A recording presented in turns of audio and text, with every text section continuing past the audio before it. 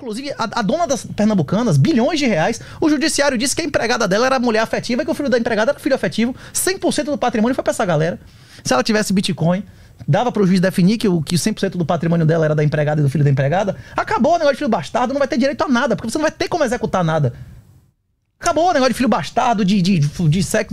Inclusive, a modificação da moeda leva a modificações das motivações, que vai... foi o que eu falei. Eu acredito que em 20 anos, a maioria dos casamentos no mundo vão ser com dote. Se você não pagar, você não vai ter acesso a uma mulher. Por exemplo, vamos dar o exemplo aqui da Venezuela. A moeda se diluiu tanto, ela não vale mais praticamente nada. Os caras não querem receber na moeda da Venezuela. Tanto que eles estão negociando tudo em dólar, o cara vende a casa, vende por dólar, liberaram isso agora, né? Isso fez crescer a economia, inclusive. Mas assim, pelo governo ter imprimido tanta moeda, ela não valer mais porcaria nenhuma por causa da hiperinflação, os caras começam a prostituir a filha, a mulher, então isso gera uma degeneração moral nas pessoas por causa do Estado. Não, e se você não cometer crimes, se você não cometer crimes, você não sobrevive, você vai cometer crimes, ou você vai embora ou morre. Ou vira bandido, não é isso? Num regime desse. Em Cuba, quem obedecer a lei vai morrer de fome, não é isso?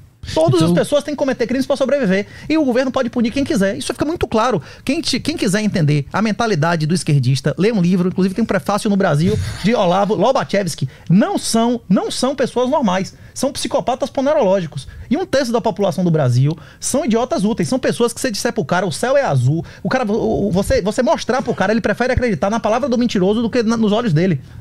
Então tu enxerga que o real vai chegar nesse ponto. Quanto era um grama de ouro quando começou o real? Não sei. Era R$10, agora é mais de 300. O real já colapsou. Por que a gente tá ainda vivendo? Por que tá rolando ainda? Você tá vivendo, agora você tá perdendo 20 a 30% da riqueza que você teria se você não tivesse usando essa merda. Isso. Por ano. Senhoriagem, como eu falei, é a remuneração pelo monopólio da emissão da moeda. A gente fez guerra com Portugal por causa de uma senhoriagem de 20%, que era o quinto, não é isso? O quinto não é 20%? É ou não? Porra, essa é a única conta que advogado sabe fazer, não é isso ou não? Hein?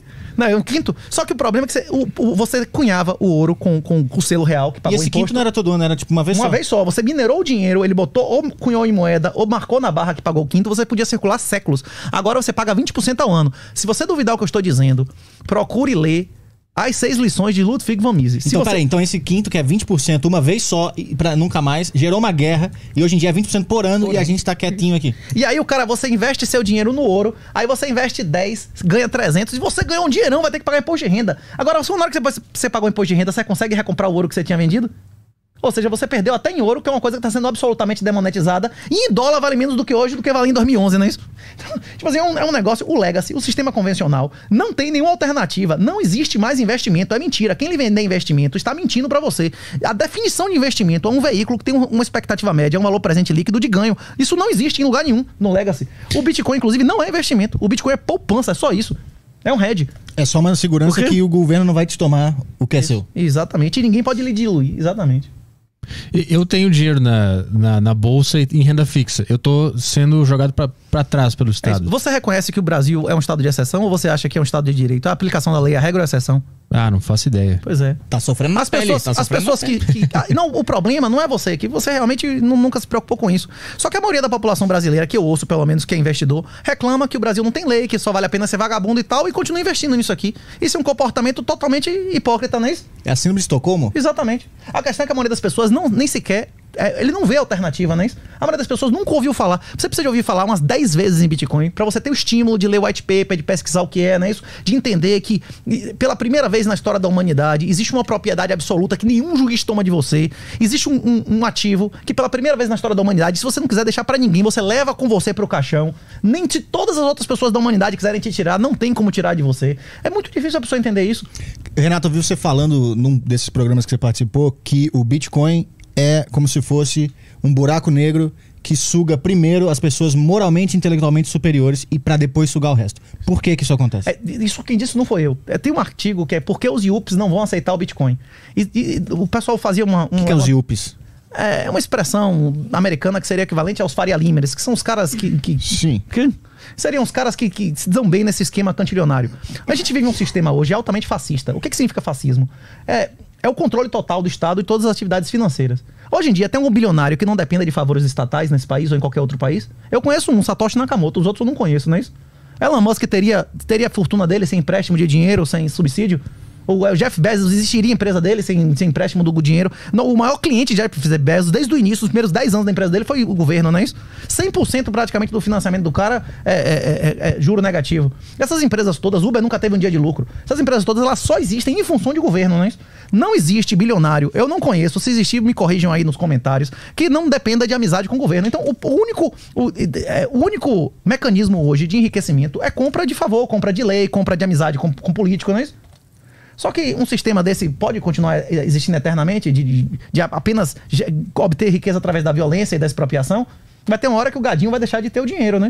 Então, esse sistema está fadado a acabar. Como todos os sistemas que tiveram welfare, 100% das vezes diluíram a moeda, houve diluição de valores, dominação feminina, queda de fecundidade e a gente está vendo que é o colapso societal, não é isso? Só que o Bitcoin traz uma alternativa, como a queda do Império Romano, como a queda de todos os impérios, para que sua família não sofra esse mal, né? Para que você não seja financeiramente destruído. E se você entender essa tecnologia, além de não ser financeiramente destruído, você ainda vai se manter capaz de fazer seu planejamento sucessório, manter uma comunicação incensurável e continuar vivendo a sua vida nesse novo sistema, né? E que o Bitcoin não é uma coisa fácil de entender de primeira. Então, à primeira vista, é mais provável que você deboche dele e você desdenhe dele. Isso aí é golpe, isso aí é uma pirâmide, não sei o quê. Então, você vai... A pessoa que segundo essa tese, que é moralmente e intelectualmente inferior, vai demorar mais a entrar e vai pagar bem mais caro por isso. Esse texto que eu mencionei, porque os IUPs não vão aceitar o Bitcoin, ele fez um levantamento de pessoas que tinham QI acima de 150 e de 160, que eram abertamente opositores ao Bitcoin. Como esse cara da Unicamp, não tem um professor aí que tem um problema mental, ele só pensa em Bitcoin todos os dias, ele fica fazendo carta pra autoridade pra proibir Bitcoin e tal, há 10 anos. O cara podia ter comprado o Bitcoin, o cara podia ter minerado o Bitcoin, tá bilionário, ele tá dizendo que é a pirâmide há 10 anos. Como é o nome do cara lá da Unicamp? Não sei, não conheço essa história.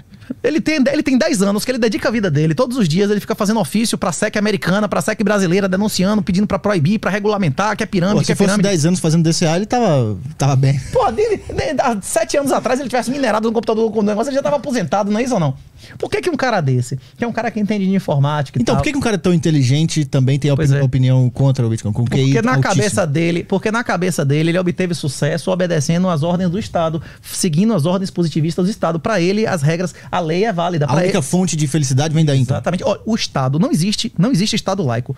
Todos os Estados fazem adoração a alguma coisa. Se você não fizer adoração a Deus, você vai fazer adoração à religião política, não é isso? Quando se você chegar num quartel, 6 horas da tarde, você vai ver que aquilo é um ritual religioso, não é isso?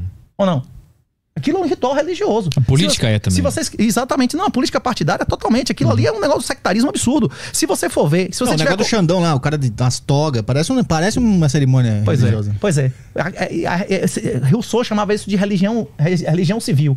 E o Eric Voegelin chamava de religião política. Sempre vai haver uma religião. Se a sua religião não for a adoração de Deus, vai ser a adoração do demônio. Não existe. Em cima do muro, você é do demônio, não é isso ou não? Eu acredito, inclusive, pessoalmente... Inclusive, a maioria das pessoas da comunidade Bitcoin discordam disso. Eu acredito sinceramente que, como o Micea Popesco mencionou lá, que o Bitcoin é a coisa mais conservadora desde Jesus Cristo. Muitos cristãos, inclusive, acham errado quando eu digo isso e tal. Não, Jesus não era conservador. Mas quando Jesus foi questionado se ele veio revogar a lei de Israel, ele disse o quê? Ele disse: eu vim fazer a lei ser cumprida como ela nunca foi cumprida, não é isso? Como ela deveria ser cumprida desde o início. O Bitcoin vem para fazer a propriedade privada ser absoluta como ela nunca foi. Nunca houve na história da humanidade um ativo que você pudesse levar pro caixão, que nenhum juiz nunca pudesse lhe tomar, não é isso? O Bitcoin faz isso. Mas o negócio que eu penso sobre o Bitcoin é em que momento a gente vai conseguir usar no nosso dia a dia? Pra comprar pão, pra gente pedir um Uber, pra eu comprar uma câmera. Isso vai acontecer algum dia? Seus pais e seus avós chegaram a comprar pão com ouro? Não. Era melhor eles terem acumulado ouro ou cruzeiros?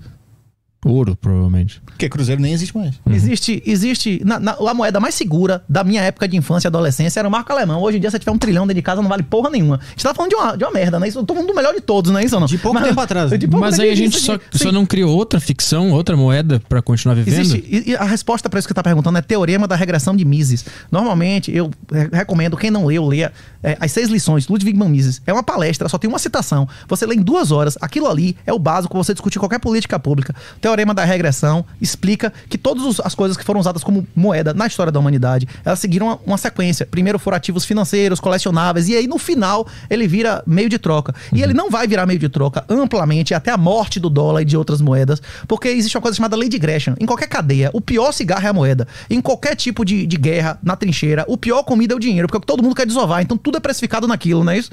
Se você receber metade do seu salário em ouro e metade em bolívar, você vai gastar o que primeiro? Você vai gastar o ouro primeiro ou o bolívar venezuelano? Não, vou guardar o ourinho lá. Isso. Então, a pior moeda circula mais, não é isso? A velocidade da moeda, o quanto aquilo circula por ano, tem uma relação direta da capacidade daquilo como reserva de valor. Os bitcoins on-chain, eles vão circular menos do que hoje circula o ouro. Então, a gente nunca vai usar eles. Vai. Você vai, inclusive, usar reais sintéticos colateralizados, você vai financiar o Bitcoin sem nem tocar em Bitcoin. Os Bitcoins vão ser pra nobreza.